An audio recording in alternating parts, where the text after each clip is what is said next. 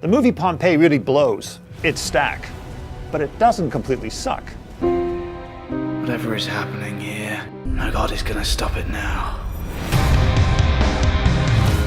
And that's something of a shock considering it's directed by Paul W.S. Anderson, the hack for hire behind the Resident Evil and Death Race franchises.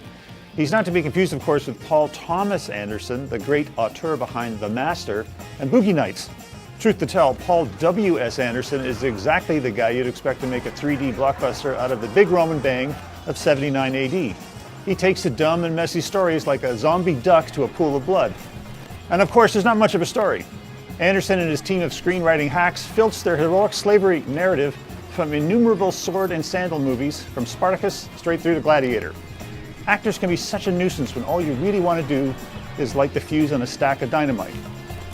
There's not much dramatic foreplay before the big CGI eruption, even as the story rips through a prologue that sets our oppressed hero, Kit Harington from TV's Game of Thrones, as a lifelong enemy of Kiefer Sutherland's smirking Corvus, a genocidal warrior who later becomes a Roman senator.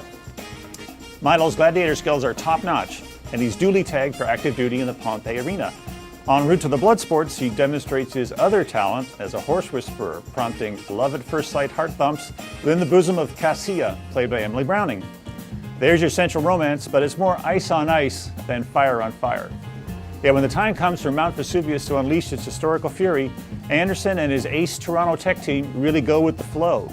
The mayhem of the ancient city being whacked by Mother Nature, or by the gods, is convincingly rendered in the film's second half, with much fire and brimstone being tossed about.